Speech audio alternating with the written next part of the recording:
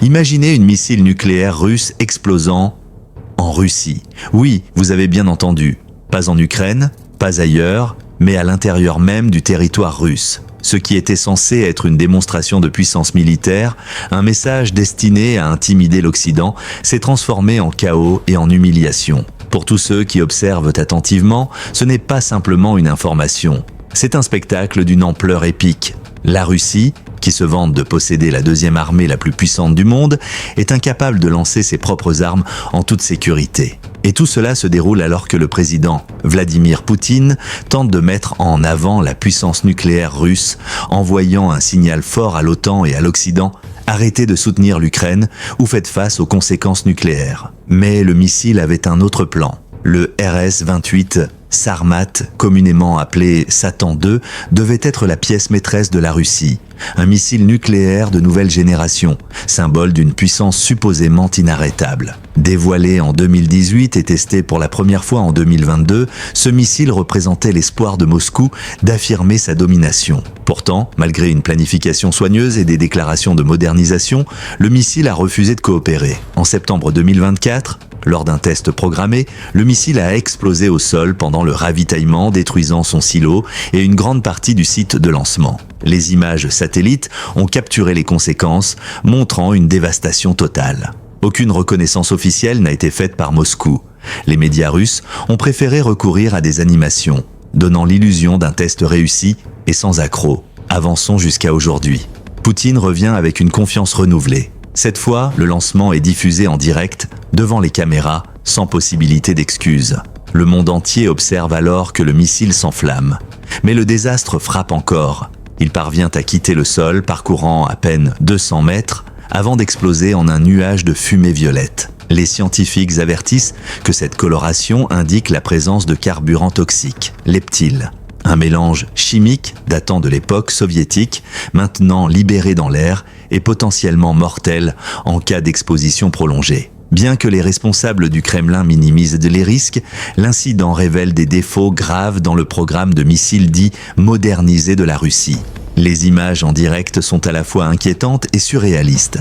Les ingénieurs et responsables russes sont pris sur le vif, l'incrédulité gravée sur leur visage alors que leur super arme échoue spectaculairement.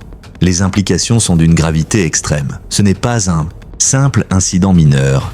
Il met en lumière des problèmes systémiques dans l'industrie de défense russe, montrant que même les armes les plus récentes échouent avant d'atteindre leur pleine capacité opérationnelle. Cet échec s'ajoute aux difficultés techniques et logistiques plus larges de la Russie. L'équipement soviétique obsolète, la pression financière et la mauvaise gestion ont créé une armée qui mise davantage sur l'apparence que sur la fonctionnalité. Les soldats sur le front sont sous-équipés, tandis que des milliards de dollars sont alloués aux salaires et aux primes, au lieu d'assurer un entretien adéquat et une modernisation réelle. Selon Forbes, les nouvelles recrues reçoivent des primes d'inscription de 28 000 $, avec des salaires mensuels de départ de 3 200 $.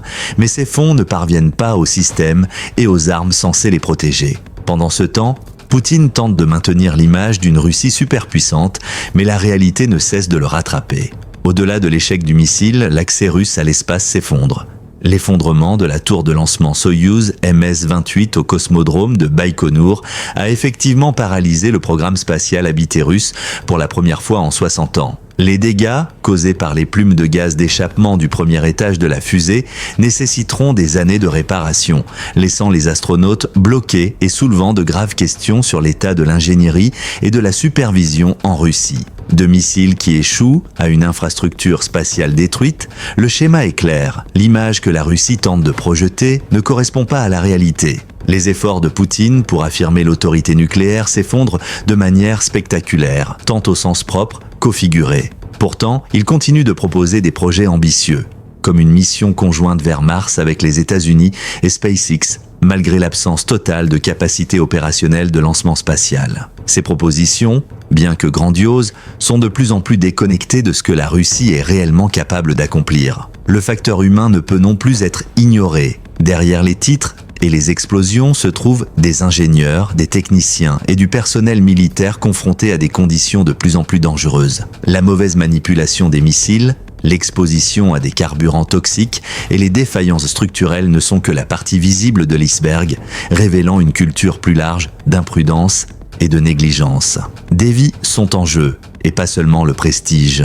De plus, les implications politiques sont considérables. Chaque échec de missile, chaque explosion, chaque lancement raté érode la crédibilité de la Russie. Tant au niveau national qu'international, le message destiné à l'OTAN et à l'Occident, censé inspirer la peur et servir de moyen de dissuasion, devient une démonstration de vulnérabilité et de mauvaise gestion. Cela influence les calculs mondiaux concernant la dissuasion, la diplomatie nucléaire et la crédibilité de la puissance militaire russe. En résumé, le dernier test nucléaire russe est plus qu'une humiliation, c'est un avertissement. Il souligne la fragilité des capacités stratégiques russes, l'inefficacité et la corruption au sein de son complexe militaro-industriel et les limites d'une approche centrée sur l'image plutôt que sur la substance. Pour Poutine, chaque échec est une épée à double tranchant. Le monde rit, la confiance interne s'érode et pourtant, les enjeux continuent de croître alors qu'il persiste à proclamer sa puissance. À mesure que de nouvelles images émergent, les analystes examinent chaque détail. Le nuage de fumée violette, le vol partiel du missile, le silo de lancement détruit, tout est scruté pour comprendre l'état réel de l'arsenal nucléaire russe. Le monde regarde, conscient que ces échecs ne sont pas de simples incidents techniques. Ils reflètent des problèmes systémiques profonds avec de véritables conséquences pour la sécurité globale. L'histoire est loin d'être terminée. Les retombées de cette humiliation nucléaire auto-infligée se feront sentir dans les sphères militaires, politiques et scientifiques pendant des années. Pendant ce temps, les tentatives de la Russie de projeter sa puissance se heurtent au poids de sa propre incompétence. Et au milieu de tout cela, Vladimir Poutine est confronté à une réalité inconfortable. Les armes ne peuvent pas bluffer, les missiles n'obéissent pas, et le statut de superpuissance ne peut pas être revendiqué par la seule rhétorique. Dans les mois à venir, la communauté internationale continuera de surveiller les efforts russes pour restaurer sa crédibilité. Parviendront-ils à corriger les défaillances techniques, à combler les lacunes industrielles et à restaurer la confiance dans leur dissuasion nucléaire ? Ou ce cycle d'échecs spectaculaires va-t-il se poursuivre, sapant davantage l'image de la Russie sur la scène mondiale ? Une chose est certaine.